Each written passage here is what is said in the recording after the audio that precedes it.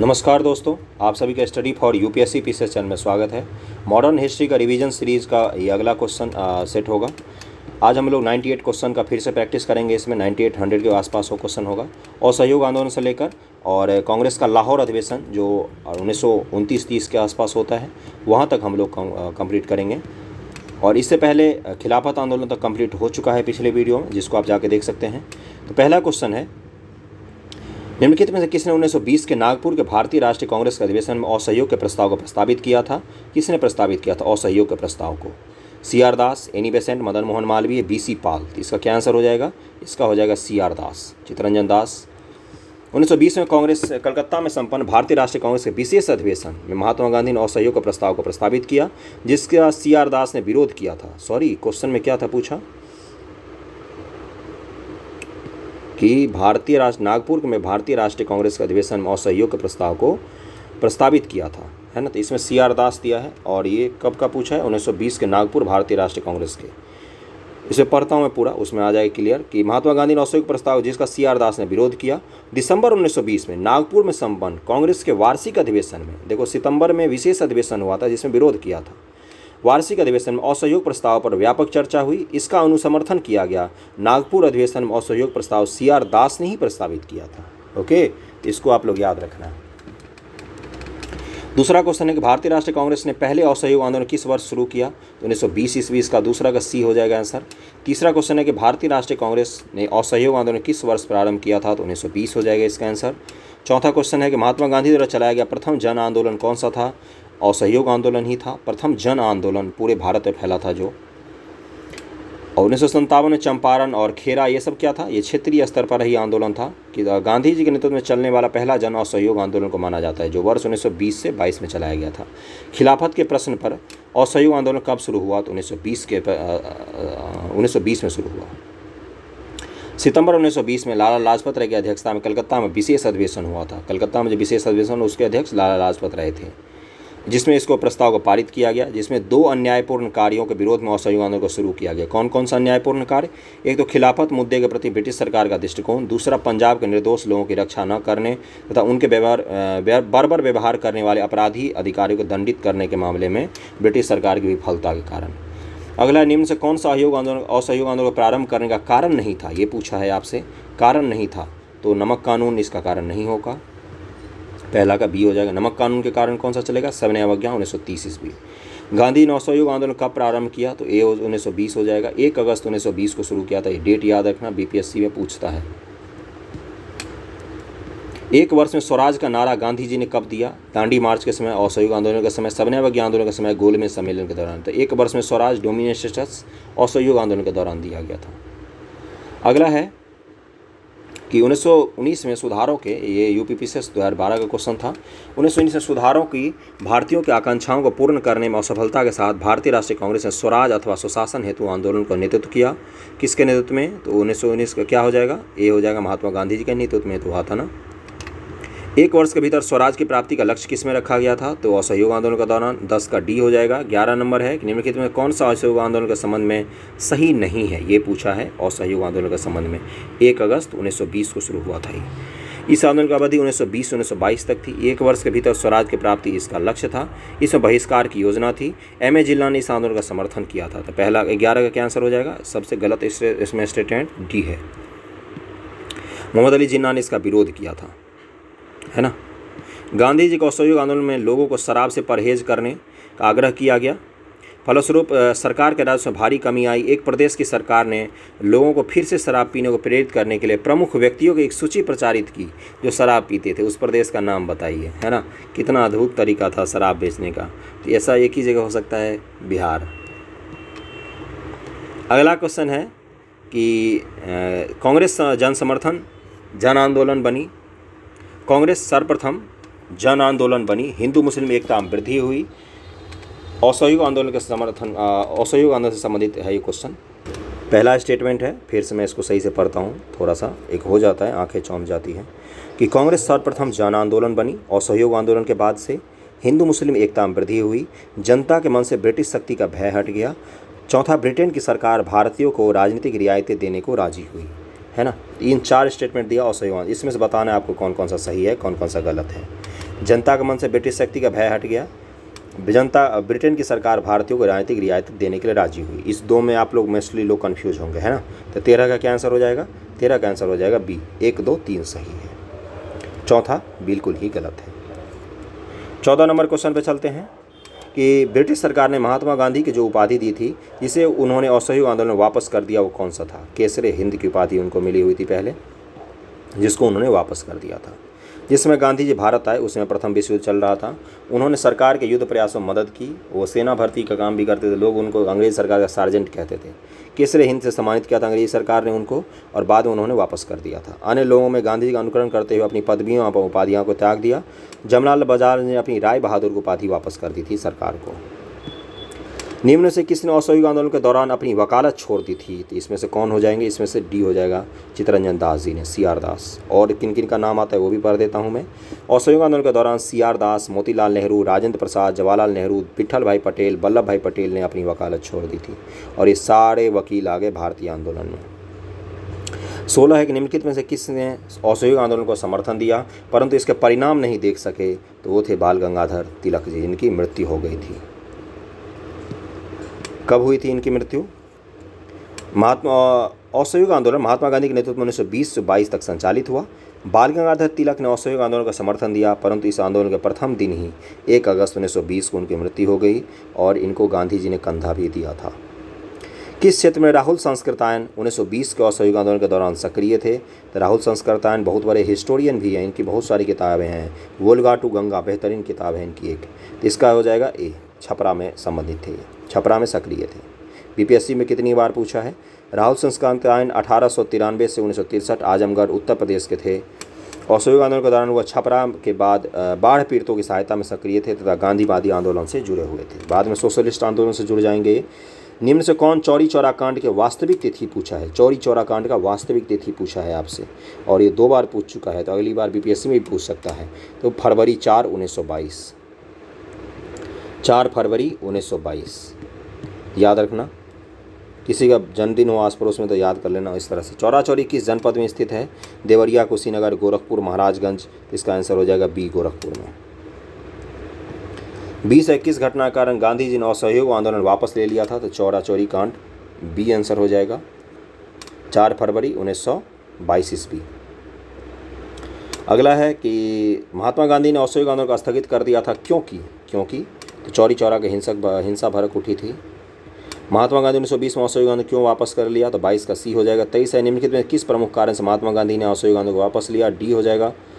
24 का किस घटना के बाद महात्मा गांधी ने असहयोग आंदोलन को अपनी हिमालय जैसी भूल बताई थी? तो इसका क्या हो जाएगा? इसमें क्यों नहीं आंसर दिया, पढ़ देता हूँ। जलियांवाला बाग हत्याकांड के बाद महात्मा गांधी ने 14 अप्रैल को नाडियाड मार्शल लॉ के दौरान सत्याग्रह को अपनी हिमालय जैसी भूल बताई थी। अच्छा, तो उन्होंने ये क्वेश्चन ही गलत दिया है ये। ओके, तो वैसे इसका अगर बीपीएससी पूछे तो ये मार के आना। चौरी चौरा घटना के समय महात्मा गांधी कहाँ पर थे? तो वो बारदोली में थे। ओके, असहयोग आंदोलन 1920 में प्रारंभ हुआ, बताइए यह कब समाप्त हुआ? तो 1922 में समाप्त हो गया। तो 26 का सी हो जाएगा। चौरी चौरा के बाद 4 फरवरी 1922। अब तो याद हो गया, इतनी बार बोल चुका हूँ मैं। दिल्ली में 24 फरवरी 1922 को आयोजित अखिल भारतीय कांग्रेस समिति की बैठक में असहयोग आंदोलन वापस लेने के लिए गांधी जी के विरुद्ध निंदा प्रस्ताव किसने प्रस्तुत किया था? है ना, दिल्ली में जो 1922 में अखिल भारतीय कांग्रेस समिति की बैठक हुई, तो इसमें गांधी जी के खिलाफ निंदा प्रस्ताव लाया गया था। समझ रहे हो ना? तो इस 27 से क्या आंसर हो जाएगा? किसने लाया था? तो डॉक्टर मुंजे ने। 1 अगस्त 1920 को प्रारंभ हुआ, किंतु 4 फरवरी 1922 को अंत हो गया था, और डॉक्टर मुंजे ने उनके खिलाफ निंदा प्रस्ताव लाया था। 28 असहयोग आंदोलन के स्थगन संबंधी घटनाओं का सही क्रम इंगित करें। ठीक है, करते हैं। चौरी चौरा में पुलिस कांड, उग्र भीड़ द्वारा पुलिस थाने को जलाया जाना, गांधी जी द्वारा आंदोलन का स्थगन, गांधी जी की गिरफ्तारी। तो अब बताओ इसका क्या होगा आंसर? इसका हो जाएगा 1, 2, 3, 4। यही तो सीक्वेंस होगा, सीक्वेंस में ही दे दिया, ऐसे ही तो हुआ था चौरी चौरा। असहयोग आंदोलन के दौरान बिहार में कृषकों का नेतृत्व किसने किया था? तो स्वामी विद्यानंद जी ने किया था। इसको याद रखना, बीपीएससी वाले खास तौर से। 65वीं बीपीएससी 2019 से पूछा है, तो स्वामी विद्यानंद ही होगा। इसका आंसर ए हो जाएगा। पढ़ देता हूँ। स्वामी विद्यानंद बिहार के किसान नेता थे। असहयोग आंदोलन 1920 के दौरान बिहार में कृषकों का नेतृत्व स्वामी विद्यानंद ने किया। विशेषकर उत्तर बिहार के कई जिलों में, खासकर राज दरभंगा के इलाकों में स्वामी विद्यानंद रैयतों को अपने अधिकार के बारे में सचेत कर रहे थे। दरभंगा राज के इलाकों में 30 है कि निम्नलिखित घटनाओं का सही क्रम लगाइए। चौरी चौरा कांड, असहयोग आंदोलन का स्थगन, बारदौली प्रस्ताव। इसका हो जाएगा सी 1, 3, 2। पहले ये आएगा, फिर ये आएगा, फिर ये आएगा। बारदौली प्रस्ताव 12 फरवरी 1922 को आया। असहयोग आंदोलन का स्थगन 1922 में बारदौली में कांग्रेस की बैठक हुई, जिसमें असहयोग आंदोलन समाप्त करने का निर्णय लिया गया। तो इसका सही क्रम क्या होगा? पहले 4 फरवरी, फिर 12 फरवरी, फिर असहयोग का स्थगन। 1923 से 28 के काल में भारतीय राजनीति में क्रांतिकारी गतिविधियों को पुनरावृत्ति का कारण क्या था? पुनरावृत्ति का कारण था क्या था कारण, ये पूछा है।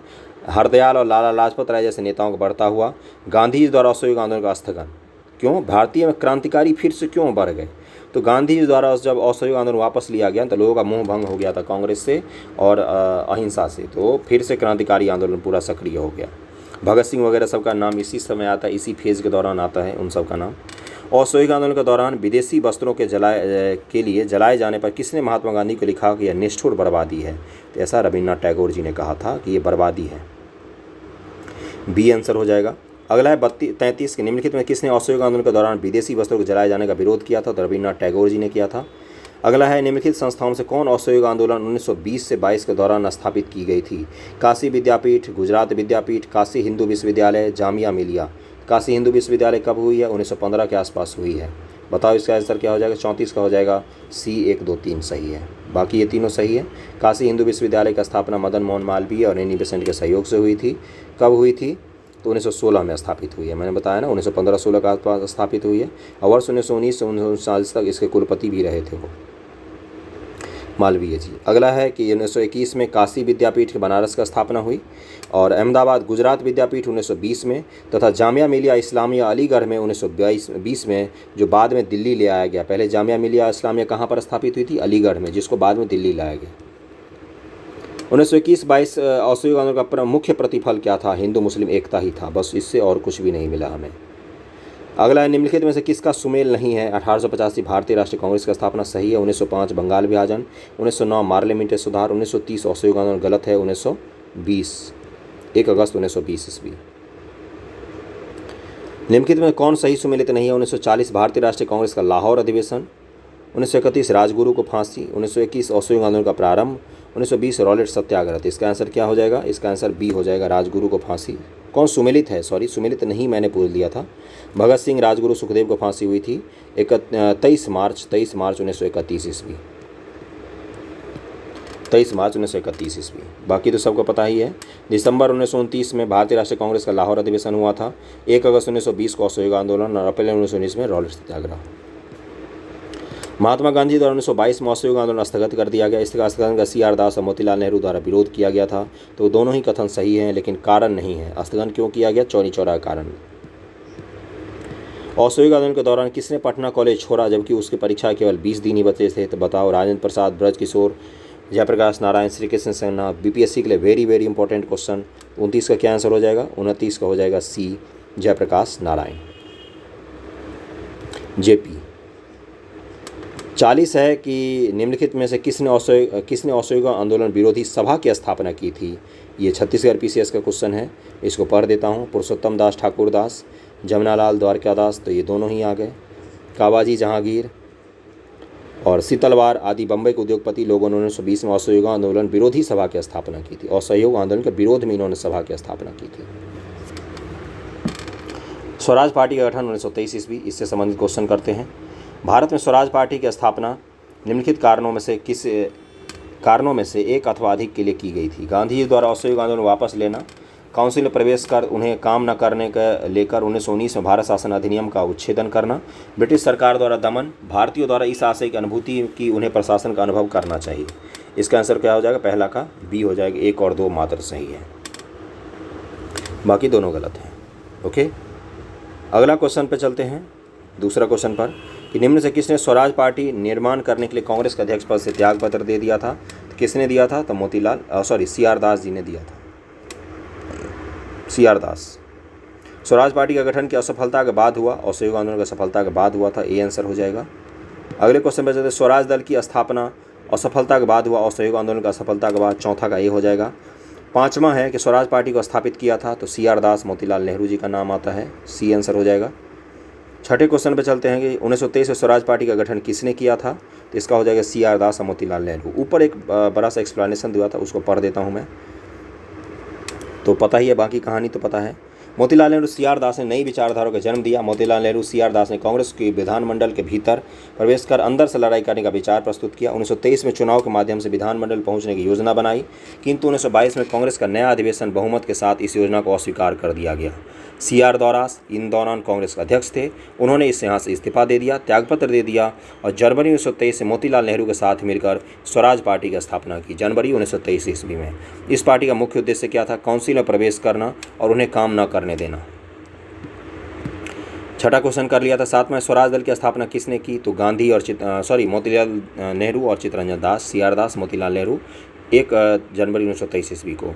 निम्न से कौन स्वराज पार्टी के गठन से संबंधित थे? तो इसका क्या हो जाएगा? सी आर दास, मोतीलाल नेहरू। 2 और 4 हो जाएगा, डी आंसर हो जाएगा 8वां का। 9 नंबर क्वेश्चन है कि मोतीलाल नेहरू सी आर दास द्वारा 1923 में गठित पार्टी का नाम क्या था? स्वराज पार्टी। 9 का सी हो जाएगा। 10वां है मोतीलाल नेहरू स्वराज दल के नेता थे, निम्न से कौन दल में नहीं था? ये पूछा है आपसे।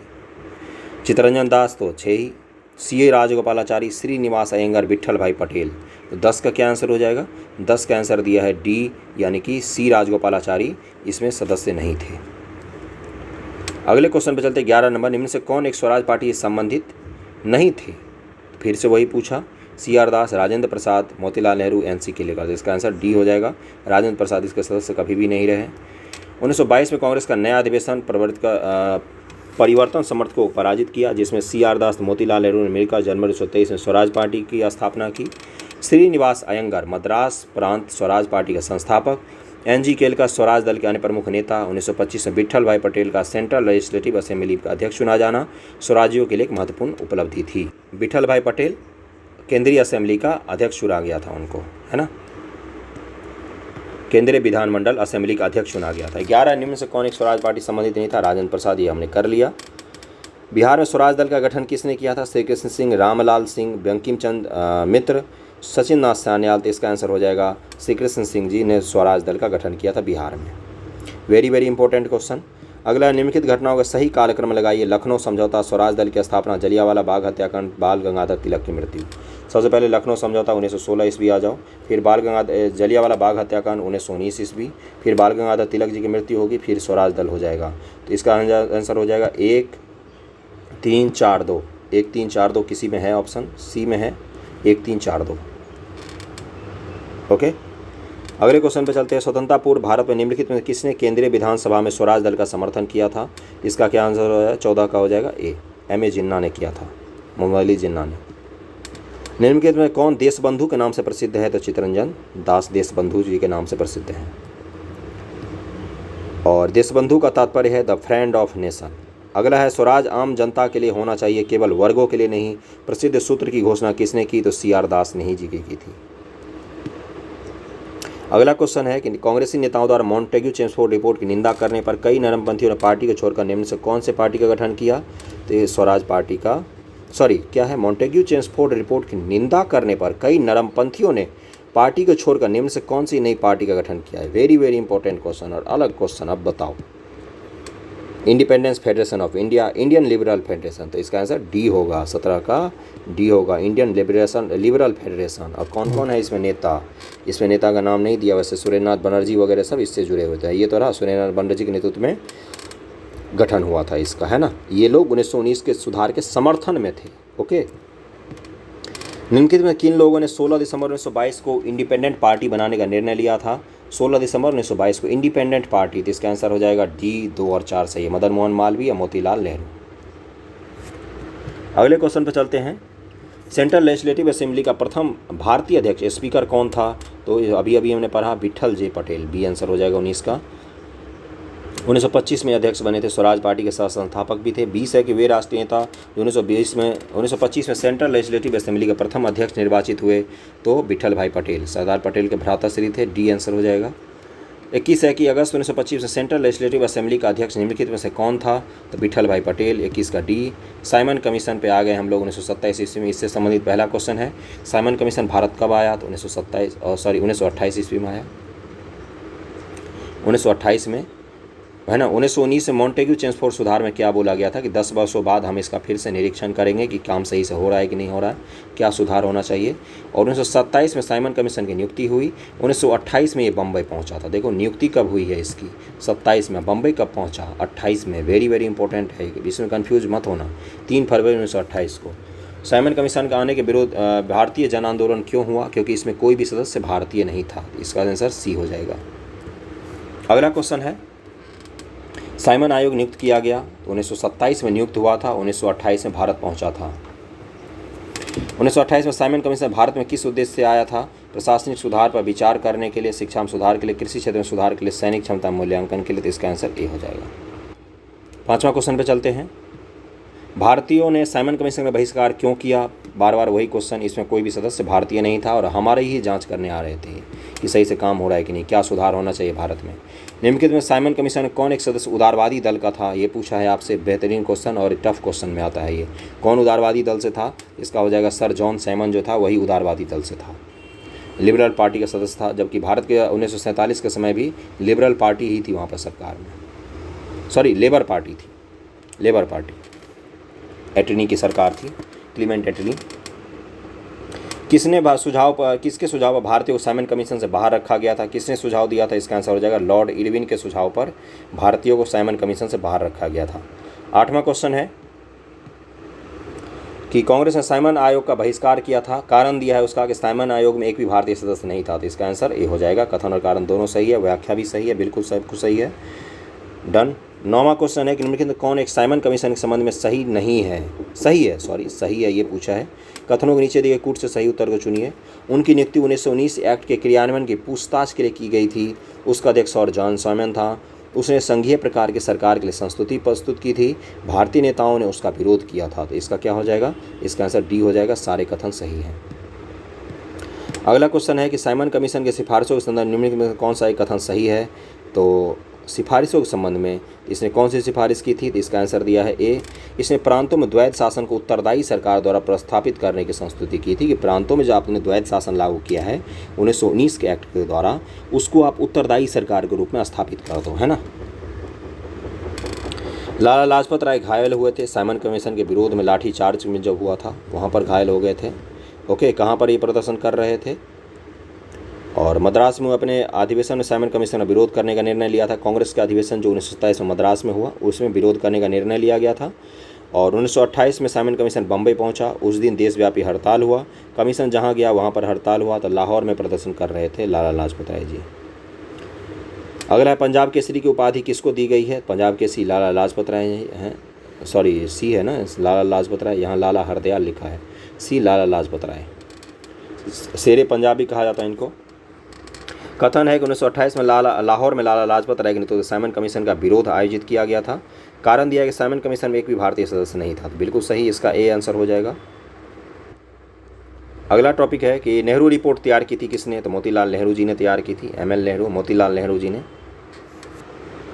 साइमन कमीशन के प्रत्युत्तर में कि हम भारतीय भी अपने लिए सुधार का रिपोर्ट तैयार कर सकते हैं, इसलिए रिपोर्ट तैयार किया गया था नेहरू रिपोर्ट।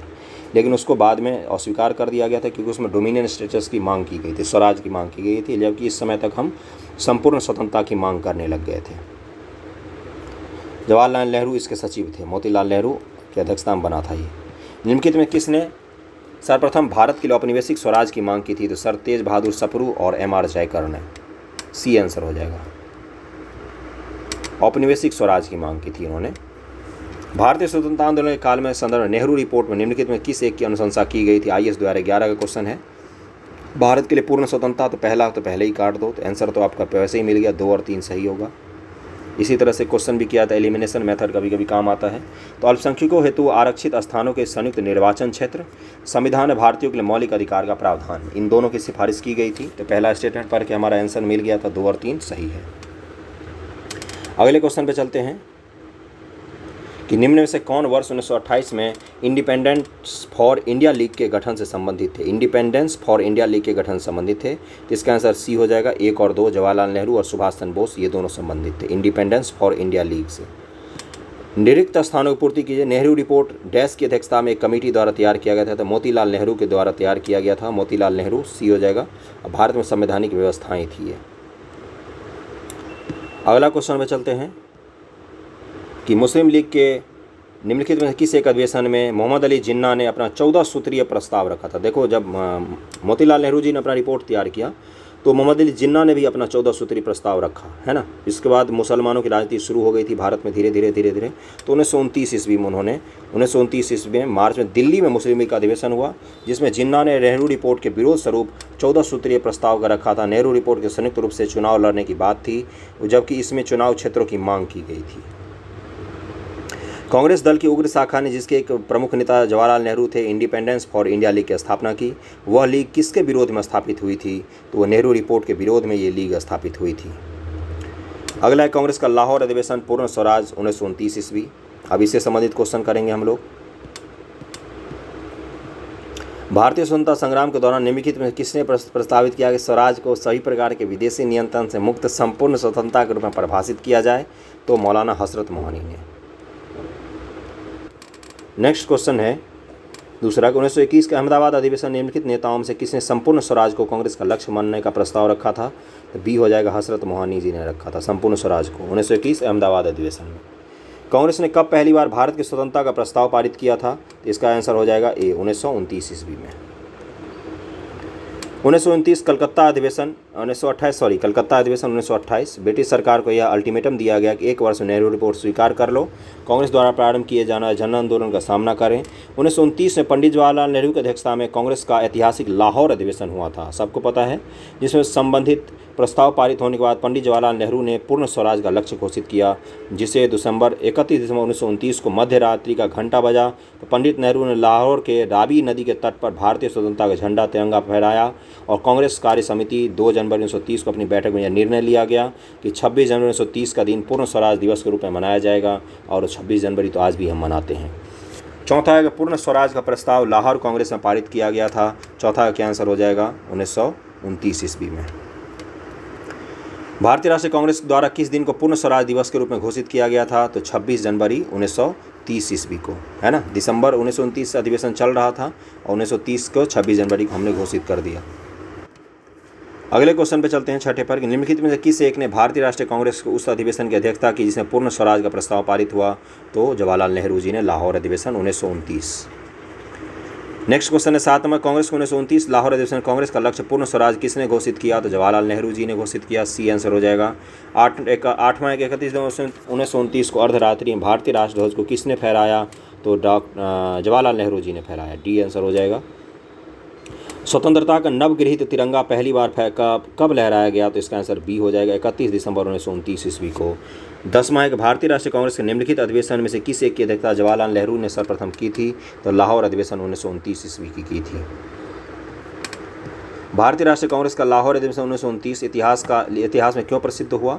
कांग्रेस ने पूर्ण स्वराज की मांग का एक संकल्प पारित किया। इस अधिवेशन उग्रवादी और उदारवादियों के बीच झगड़े को सुलझा लिया गया। इस अधिवेशन में 2 राष्ट्र की मांग के सिद्धांत को अस्वीकार करते हुए संकल्प पारित किया गया।